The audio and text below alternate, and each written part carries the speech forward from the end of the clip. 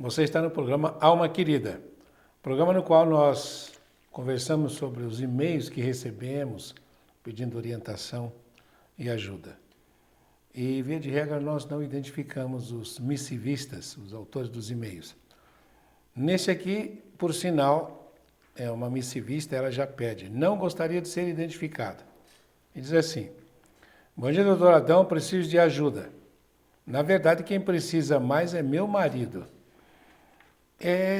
Num planeta de provas e expiações como é o nosso, nós sempre achamos que o outro aqui precisa de ajuda, o outro aqui está passando por um dito problema, que nós chamamos de desafio. E aí ela diz, minha sogra tem diabetes e sempre negou a doença. Veja, o marido tem uma dificuldade, tem um desafio. A mãe tem diabetes, ou seja, o que isso aqui já nos informa? É uma família que tem dificuldade de expressar a alegria. A metáfora psicanalítica para a diabetes é nada de doce restou. Então, se nada de doce resta na vida, eu preciso fazer doce dentro de mim. E nós sempre brincamos, né? Que alguém vem falar de diabetes, olha, começa a dar risada. Vai procurar fazer parte do grupo lá do meu amigo Ravaiani e do Felipe Melo, o pessoal que gosta de fazer palhaçada em hospitais e tal, etc., do Canto Cidadão. Trabalho maravilhoso que eles fazem. Então ele diz, minha sogra tem diabetes e sempre negou a doença. Agora está com problemas sérios. Já está cega de um olho. Olha só, alguém que nega alguma coisa é porque não quer ver alguma coisa, né? Então, acaba, como nós sempre dizemos, você atrai aquilo que você vive pensando. Se você não quer enxergar, você acaba ficando cego. A outra coisa é que se você não quer enxergar uma determinada situação, você acaba sendo cegado. Não é que você acaba ficando cego, porque você atrai a cegueira para você, porque Deus quer que você seja alguém capaz de ver de uma maneira extraordinária. Mas ver os dois lados da vida, o material e o espiritual. Nós sempre dizemos que o caso de cegueira mais drástica que nós conhecemos na história é a cegueira de Paulo de Tarso. Ele era uma pessoa muito bem intencionada, estava destinado a ser um grande cara, um vulto ímpar na humanidade. Se não tivesse acontecido o que aconteceu às portas de Damasco, mas aconteceu. E por quê? Porque ele não queria ver a realidade espiritual. Não é que ele não queria ver, ele estava muito focado em Moisés. Às portas de Damasco, o que acontece? Para ele ver o lado espiritual da vida, ele teve que ficar cego para o lado material. Então ele cai do cavalo, que é uma característica também que nós sempre brincamos dizendo, né? Que todo macho besta, aquele que diz faça o que eu quero, tem que ser do jeito que eu quero, acaba caindo do cavalo.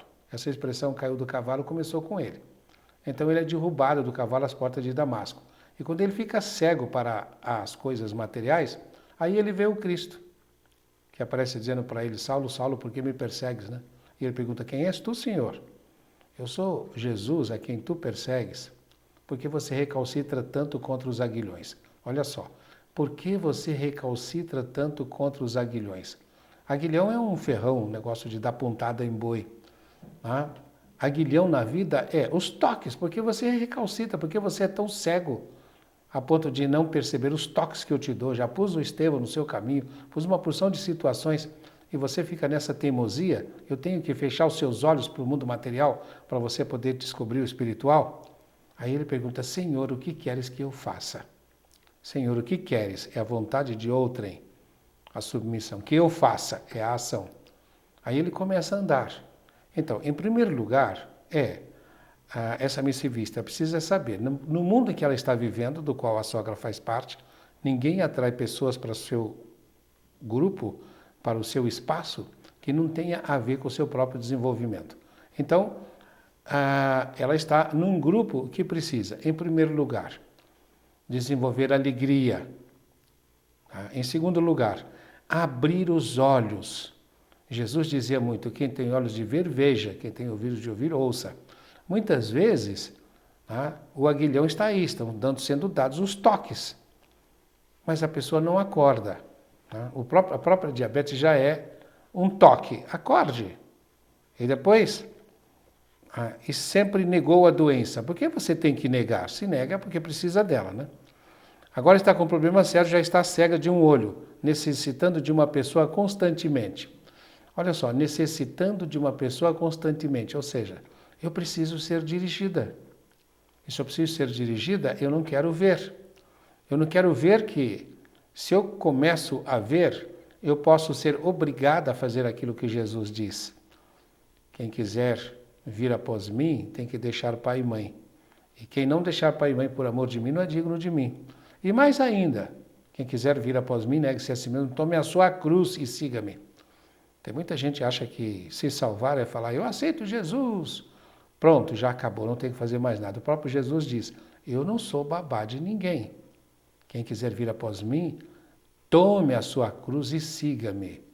Eu sou o caminho, a verdade e a vida, ou seja, eu dei todos os procedimentos que todos devem seguir para que possam me acompanhar, para que possam seguir os meus ensinamentos e serem salvos, ou seja, transformar-se de uma condição de habitante de um planeta de provas e expiação para habitante de um planeta de regeneração, que é aquele em que os seres humanos têm um equilíbrio entre o mal e o bem.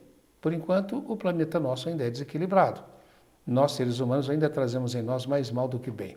É muito difícil ainda ter olhos de luz, ver o bem que o Cristo queria. Ter olhos de luz é você ver o bem na vida. Ela continua dizendo, né? É uma família de muitos desentendimentos, mesmo quando não havia problemas de saúde. Bem, muitos desentendimentos quando não havia problema de saúde. Os problemas de saúde, ou seja, os desafios da saúde, são os aguilhões, ou seja, os toques que o destino, que a vida espiritual dá, que o plano superior dá, para que nós retifiquemos o nosso caminho, para que nós mudemos a nossa jornada, a nossa maneira de ver a vida. Mas, quando você é renitente, como era o Paulo de Tarso, porque você é recalcitrante, é teimoso, porque você recalcitra tanto contra os aguilhões. Aí acaba caindo do cavalo, né? Os próprios pais colocam os filhos uns contra os outros. O meu marido é o único que não abre a boca. Então, ela está falando aqui da família do marido.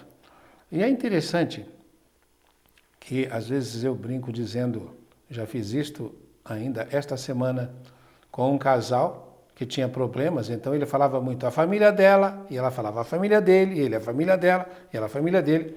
Quer dizer, a família dela era perfeita para ela, e a família dele era perfeita para ele, e a família do outro é imperfeita. Quando eu coloquei a situação de que, na realidade, olha, você se casou com ela, porque aquela família que você diz que é a família dela, é a sua família também do ponto de vista espiritual. E você ficou fora desta família para você ter uma outra noção de entendimento, uma outra visão da vida e poder trazer para a família dela. E ela trazer uma visão diferente para a sua família, para que todos cresçam. Aí eu disse, quando você for falar a família dela, você vai falar a minha família. E quando você for falar a família dele, você vai falar a minha família. Falei a ela. Aí eles ficaram embananados, né? Porque tiveram que trocar. Quando eu ia falar a família de um, família do outro, até que eles saíram muito felizes porque descobriram que eles faziam parte da mesma família. E ficaram mais surpresos quando eu falei, olha, cuidado lá com a minha família, hein? Qual a família? A família sua e sua são a minha família. Como? Afinal de contas, eu faço parte da humanidade. E a humanidade é uma grande família. Quando Paulo de Tarso diz que nós somos células do corpo do Cristo e membros uns dos outros, somos membros uns dos outros.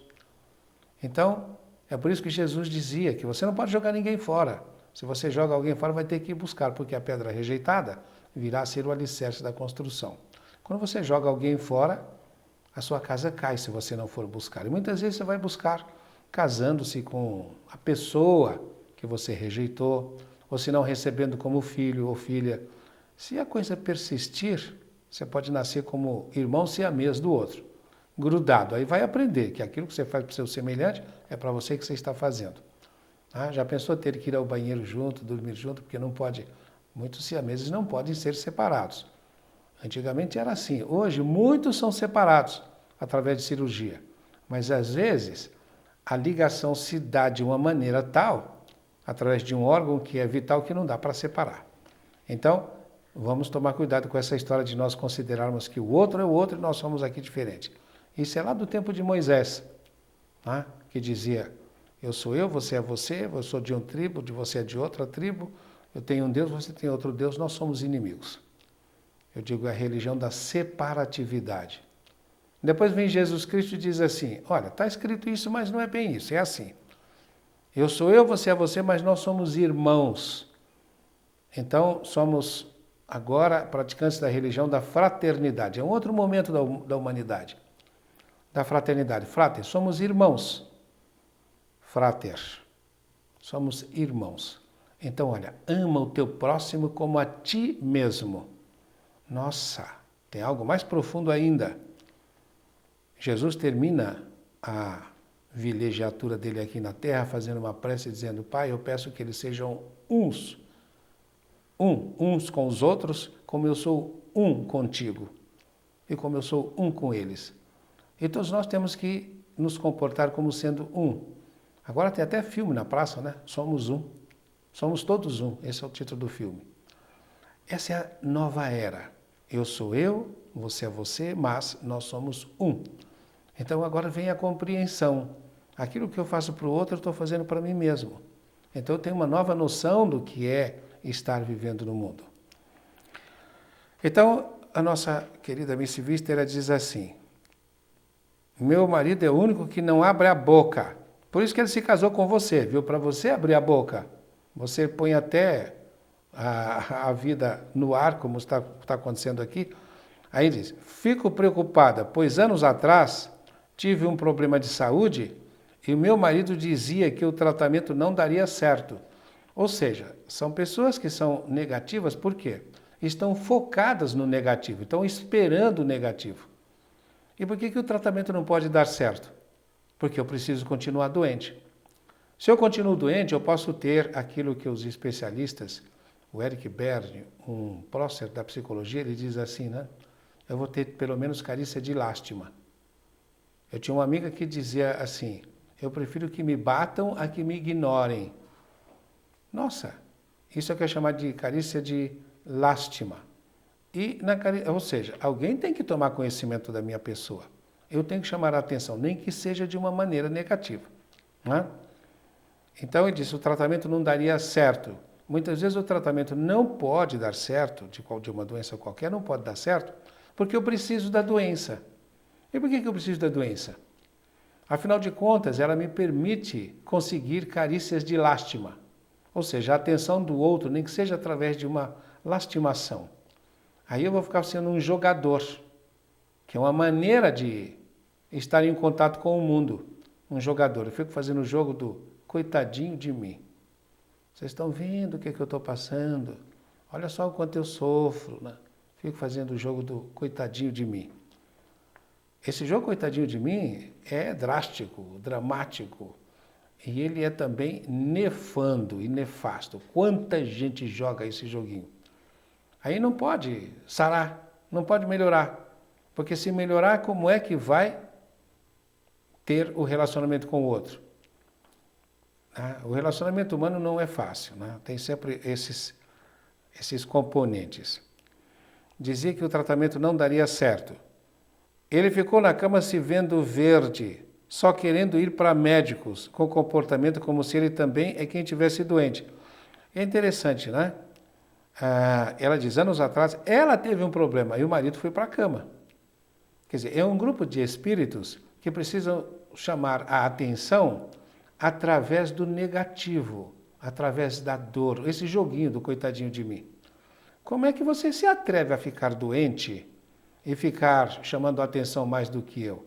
Então eu fico verde também. O tratamento não vai dar certo, porque eu também vou ficar doente e também tem que tomar conta de mim.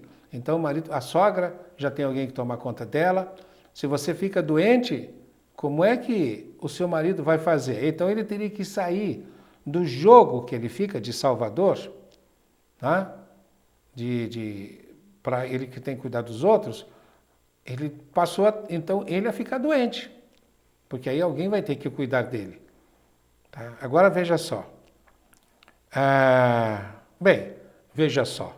Nós chegamos ao final desse primeiro bloco Daqui a pouco nós voltaremos para darmos continuidade a essa nossa conversa.